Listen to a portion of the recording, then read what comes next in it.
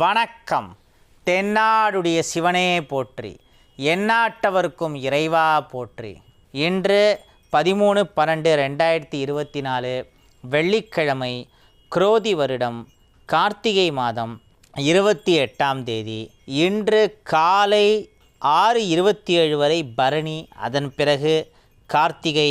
இன்றைய திதி வளர்பிறை திரையோதசி மாலை 6 மணி வரை, அதன் பிறகு சதுர்த்தி. இன்று சித்த யோகம். கன்னிராசிக்கு இன்று சந்திராஷ்டமம். பகல் 12:32 வரைக்கும் தான் கன்னிராசிக்கு சந்திராஷ்டமம். அதுக்கப்புறம் துளாராசிக்கு பயிற்சியாருது. ராகு காலம் 10:30 முதல் 12 மணி வரை. யமகண்டம் 3 மணி முதல் 4:30 வரை. குளிகை நேரம் 7:30 முதல் 9 மணி வரை.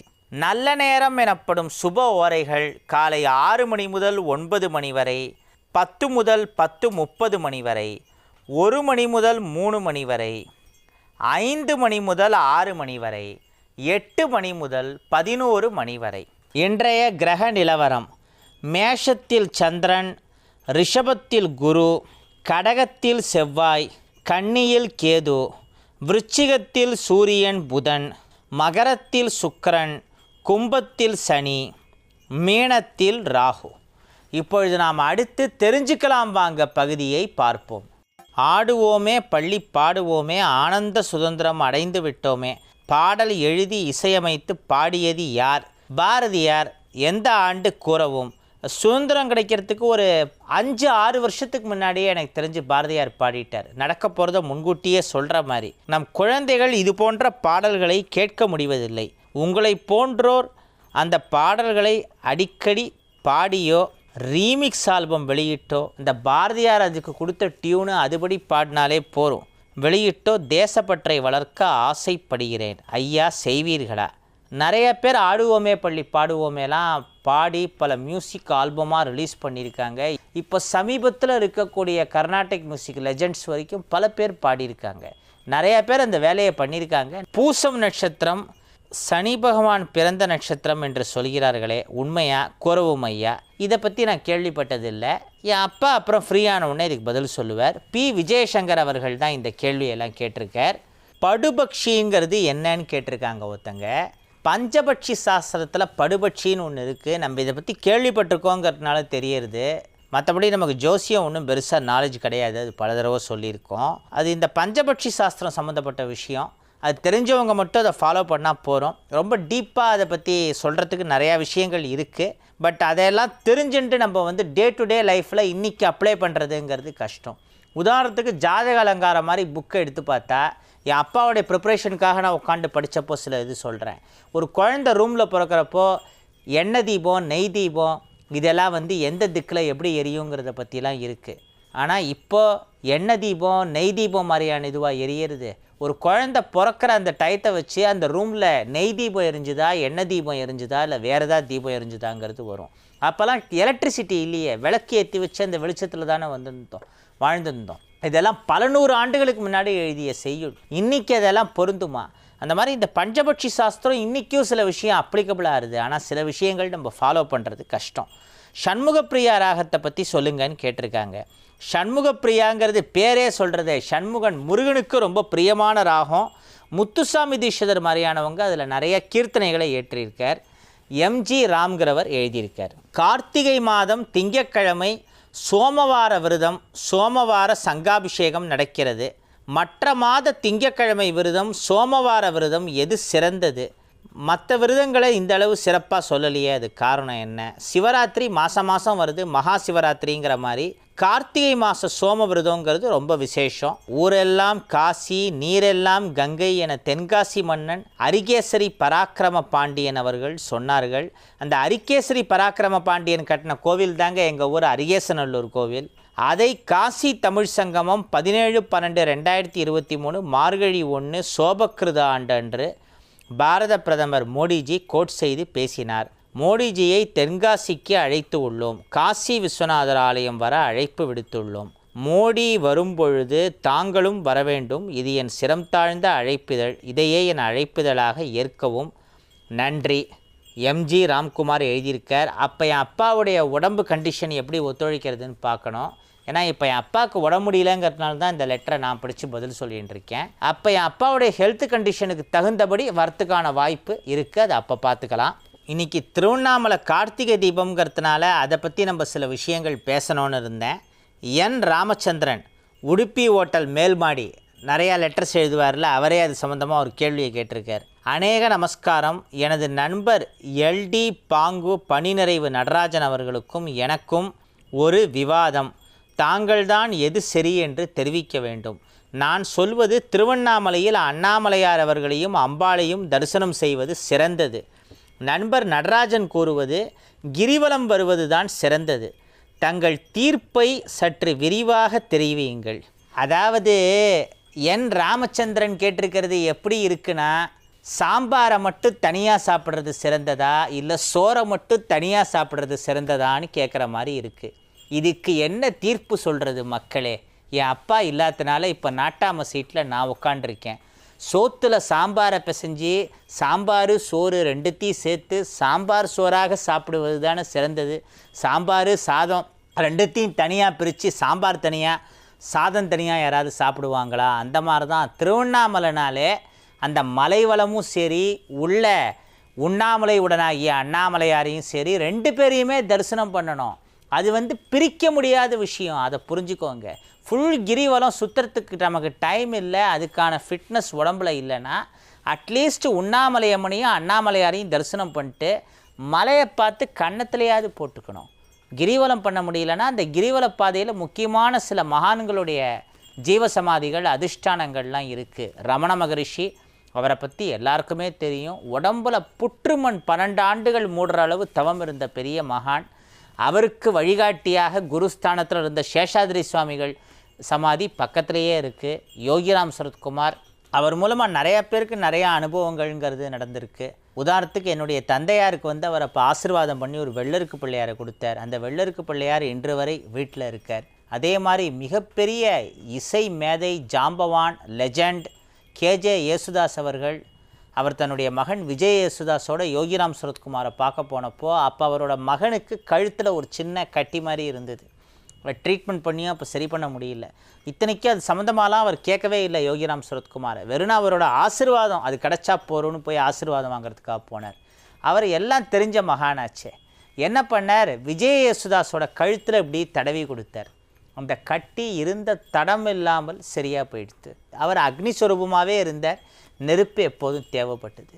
அந்த யோகிராம் சரத்குமார் எவ்வளவோ விஷயங்களை பண்ணியிருக்கார். அப்பேற்பட்ட மகான் மூலமாக என் அப்பாவுக்கும் நிறையா நேரடி அனுபவங்கள்லாம் கிடச்சிருக்கு. முதுகு அவர் டச் பண்ணுறப்ப ஏதோ கரண்ட் பவர் உடம்புல பாயிற மாதிரிலாம் ஃபீலிங் வரும்.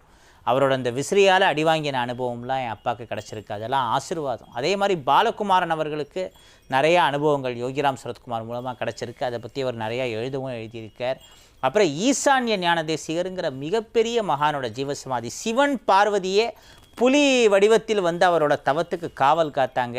அதுக்கு பக்கத்தில் அம்மணி அம்மாள் ஷார்ட்டை கட் பண்ணால் மைசூர் அரண்மனையில் போய் மைசூர் மகாராஜா முன்னாடியே நின்று எல்லா தடுப்புகள் காவல்களையும் மீறி இந்த சினிமா கிராஃபிக்ஸ் மாதிரி ஜஜைன்னு மறைஞ்சு அடுத்த செகண்ட் மைசூருக்கு போய் மகாராஜா கிட்ட பேசி அப்போ அந்த வடக்கு கோபுரத்துக்கு தேவையான நிதியை வாங்கிட்டு வந்தாங்க. பல விஷயங்களை அவங்க பண்ணியிருக்காங்க. அதே மாதிரி அடிமுடி சித்தர் எப்பேற்பட்ட மகானவர். சும்மா ஒரு 150 ஆண்டுகளுக்கு முன்னாடி கிரேன் கருவியெலாம் கூட அப்போ தமிழ்நாட்டில் எட்டி பார்க்காத காலம். ஒரு மிகப்பெரிய ராட்சச பாறை திருவண்ணாமலை கிரிப்பல பாதையில் இருந்தது. யானையெல்லாம் வச்சு கூட அதை அப்புறப்படுத்துறதுக்கு முயற்சி பண்ணாங்க, முடியல, அவ்வளோ வெயிட்டு. அப்போ அடிமுடி சித்தர் வந்தார். அந்த பக்கம் 27 அடி நீளம் உள்ள ஜடாமுடியில் அந்த பாறையை கட்டி தரதரன்னு தனி ஆளாக இழுத்து ஒரு பாதுகாப்பான இடத்துல உருட்டி விட்டார். அந்த அடிமுடி சித்தரோட குருவான கௌதம மகரிஷியோட ஜீவசமாதி எல்லாமே சூரியலிங்கம் பக்கத்தில் இருக்குது. ஏன்னா ரமண மகரிஷி, சேஷாதிரி சாமிகள், யோகிராம் சரத்குமார்னா அங்கே யாரை கேட்டாலும் தெரியும், ஈஸியாக கண்டுபிடிச்சிடலாம். ஈசான்ய ஞான தேசிகரும் ஈசான்ய லிங்கத்துக்கு பக்கத்தில் இருக்குது. இந்த அடிமுடி சித்தர் அந்த அளவு பிரபலமாலிய ஒழிய அவரோட ஜீவசமாதி ரொம்ப பழமையானது. திருவண்ணாமலையில் இருக்கிற ஜீவசமாதியில் ரொம்ப பழமையான ஜீவசமாதினா அதில் ஒரு 3 நாளை சொல்லலாம். அதில் அடிமுடி சித்தர் ஜீவசமாதிங்கிறது ஒன்று. அப்புறம் குகை நம சிவாயரோட ஜீவசமாதி, இந்த மாதிரி நிறையா சொல்லின்னு போகலாம். ஸோ திருவண்ணாமலைன்னு வரப்போ அந்த ஜோதி, அதாவது கல்வி செல்வம் எதாலையுமே கடவுளை அடைய முடியாது, அன்பால் மட்டும்தான் அடைய முடியும். அகங்காரம் இருக்கக்கூடாதுங்கிறத உணர்த்துறது தான் இந்த திருவண்ணாமலை தலபுராணத்துடைய தத்துவமே. அப்பேற்பட்ட அந்த திருவண்ணாமலையில் இந்த மாதிரி நிறையா மகான்களோட ஜீவசமாதிகள் அதிஷ்டானங்கள்லாம் இருக்குது. டைம் கிடைக்கிறப்போ அந்த ஜீவசமாதிகளை எவ்வளோ விசிட் பண்ண முடியுமோ பண்ணுங்கள். என்னை கேட்டால் 2 நாள் டைம் எடுத்துக்கணும் திருவண்ணாமலையில். ஒரு நாள் இந்த கிரிவலம் பண்ணுறது தரிசனம் பண்ணுறதுக்கே சரியாக போயிடும். இன்னொரு நாள் இந்த மாதிரி திருவண்ணாமலை சரௌண்டிங்கில் இருக்கக்கூடிய கிரிவல பாதையில் இருக்கக்கூடிய முக்கியமான ஜீவசமாதிகளை தரிசனம் பண்ணுறது. இதையும் நம்ம பண்ணிட்டு அந்த மகான்களோட பிளெஸ்ஸிங்கும் சேர்ந்து கிடைக்கிறப்போ அந்த ஒவ்வொரு மகானோட அதிஷ்டானம் ஜீவசமாதியில் இருக்கிற அந்த வைப்ரேஷன், அந்த காமா பிரெயின் வேவ், அதெல்லாம் இப்போ பேசினோம்ல, அது நம்ம உடம்புல மூளையில் ஊடுருவுறப்போ அப்போ அதனால் கிடைக்கிற பலன்கிறது கற்பனையே பண்ணி பார்க்க முடியாததாக இருக்கும். பி. பூங்கோதை பேச்சிமுத்து, KN பாளையம், சத்தியமங்கலம். தங்கம், வெள்ளி, பித்தளை, செம்பு ஆகிய கலவைகள் மூலம் உருவாக்கப்பட்ட விநாயகர் சிலையை வீட்டில் வைத்து வணங்கலாமா? தாராளமாக வணங்கலாம். ஆனால் கையளவு இருக்கணும். விக்கிரகங்கள் சின்னதாக வீட்டில் இருக்கணும்னு சொல்கிறதுக்கு காரணம் அதுக்கு தகுந்த நைவேத்தியம் சைஸுக்கு தகுந்த அளவு நம்ம ஜாஸ்தி பண்ணணும். அது எல்லாருக்கும் கஷ்டம். அதனால் கை கிடக்கமாக இருக்கிறது பெட்டர். தகவல் தெரிஞ்சுக்கலாம் வாங்க. வள்ளலார் சுவாமிகளின் பொன்மொழிகள். வாடிய பயிரை கண்ட போதெல்லாம் மனம் வாடினேன். இறைவன் ஒளி வடிவானவன். பட்சிகளை கூண்டில் பதைப்பதைக்க அடைக்காதே. தானம் கொடுப்போரை தடுத்து நிறுத்தாதே. தாய் தந்தை பேச்சை தள்ளி நடக்காதே. குருவை வணங்க கூசி நிற்காதே. நல்லோர் மனதை நடுங்க செய்யாதே. வெயிலுக்கு ஒதுங்கும் விருட்சம் அழிக்காதே. ஆஹா, எல்லாம் எவ்வளவு அருமையான விஷயம். அதுவும் இன்றைக்கி வெயிலுக்கு ஒதுங்கும் விருட்சம் அழிக்காதே. ஒரு பக்கம் மனுஷங்க இலை விழறது தலை விழறது மாதிரி சில சல்லித்தனமான விஷயங்களுக்கெல்லாம் வெட்டுறாங்க. இன்னொரு பக்கம் கவர்மெண்ட்லேயே சில வேலை ரோடை அகலப்படுத்துகிறோங்கிற பேரில் மரத்தை வெட்டின்னு போயின்னு இருக்காங்க. அதெல்லாம் முடிஞ்ச அளவு தடுக்கணும். எந்த அளவு மரத்தை வெட்டுறாங்களோ அதுக்கு ஈக்குவலாக ஜாஸ்தியாக வளர்க்கணும். மற்ற பல நாடுகளில் முடிஞ்ச அளவு மரத்தை அழிக்காமல் எவ்வளோ மற்ற வேலைகள் பண்ண முடியுமோ அதெல்லாம் பண்ணுறதுங்கிறத பண்ணிகிட்டு இருக்காங்க. நம்மளும் இப்போ அதை கொஞ்சம் ஃபாலோ பண்ண ஆரம்பிச்சிருக்கோன்னு நினைக்கிறேன். ஃபாலோ பண்ணால் தான் குளோபல் வார்மிங்லேருந்து இந்தியா தப்பிக்க முடியும், இல்லைனா கஷ்டம். ஏன்னா இப்போ எவ்வளோ மழை வருது, புயல் பிரச்சனை நாளுக்கு நாள் வந்துட்டுருக்கு. திருச்சியெலாம் பெரிய அளவில் மழை புயல் அஃபெக்ட் ஆகாதுன்னாங்க. இப்போ திருச்சியிலேயே எவ்வளோ பெரிய பாதிப்பு இந்த ஃபெங்கல் புயல் மூலமாக வந்திருக்குங்கிறது நமக்கு தெரியும். எல்லா ஊரும் இப்போ பாதிக்கப்பட்டுருக்கு. திருநெல்வேலி தூத்துக்குடியிலலாம் போன வருஷம் அவ்வளோ மழை வெள்ளம் வரும்னு நம்ம எதிர்பார்க்கல, வந்திருக்கு. அதுக்கு எல்லாம் காரணம் என்னென்னா எங்கேயோ ஒரு மூலையில் நடக்கிற இயற்கை அழிப்பு, தன்னைத்தானே இயற்கை சீர்படுத்திக்கிறதுக்காக இந்த மாதிரி பண்ணுறது. முடிஞ்ச அளவு நம்ம மரங்களை அழிக்காமல் இருந்தாலே அடுத்து இந்த மாதிரி சில விஷயங்கள் தடுக்கப்படலாம். ஐயா வணக்கம். கங்கா, யமுனா, சரஸ்வதி என்று 3 நதிகளை நம் பாரத தேசத்தில் வற்றாத ஜீவநதி என சொல்ல கேட்கிறோம். கங்கை யமுனை பாயும் பகுதி தெரிகின்றது, எல்லோரும் அறிவோம். இதில் சரஸ்வதி என்ற நதி பற்றி விவரம் தெரியவில்லை. அது பூமிக்குள் ஓடுகிறது என்றும் ஒரு சிலர் இல்லை அது மறைந்து விட்டது என்றும் கூறுகிறார்கள். இதில் எது உண்மை? ராமாபுரம் லட்சுமி வடுகநாதன் அவர்கள். ஆமாம், அது இப்போ இல்லைங்கிறது உண்மைதான். இதை பற்றி நம்ம ரீசெண்டாக கூட பேசினோம். பூமிக்கடியில் அந்தர்வாகினியாக சரஸ்வதி சில பகுதிகளில் ஓடின்னு இருக்கு, அதுவும் உண்மைதான். கண்ணுக்கு தெரிகிற மாதிரி இல்லை. திரிவேணி சங்கமத்தில் அது கங்கா யமுனாவோட மிக்ஸ் ஆகி தான் இருக்குது. கிருஷ்ணர் தன் வாயில் பிடியவல் போட்டு கொண்டதும் அக்ஷயம் என்று உச்சரித்தார். மறுவினாடி கிராமத்தில் குசேலர் வீட்டில் வசதிகள் வந்தன. குசேலரின் குழந்தைகளுக்கு நல்ல உணவு, உடை, பொன் பொருள் கிடைத்தன.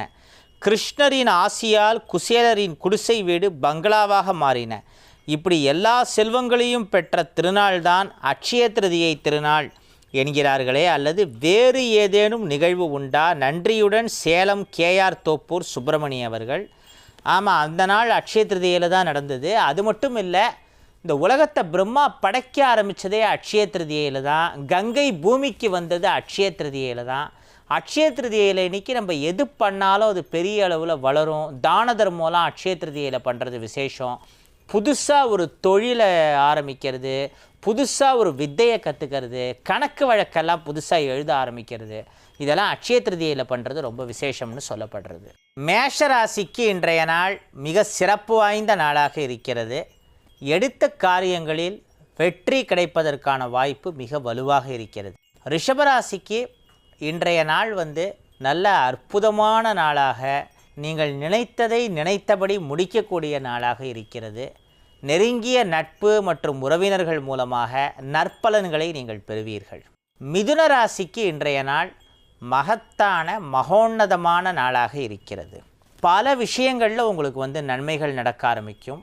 குறிப்பாக சொல்லணுன்னா உங்களுடைய தொழில் சார்ந்த சில கான்டாக்ட்ஸு, அது மூலமாக உங்களுடைய தொழில் வந்து விரிவடைகிறது, பெருகிறது, தொழிலில் ஏதாவது புதுமையை புகுத்துறது, இந்த மாதிரியான விஷயங்கள் உங்களுக்கு நடப்பதற்கான வாய்ப்பு மிக வலுவாக இருக்குது. கடகராசிக்கு இன்றைய நாள் மிக சிறப்பு வாய்ந்த நாளாக இருக்கிறது.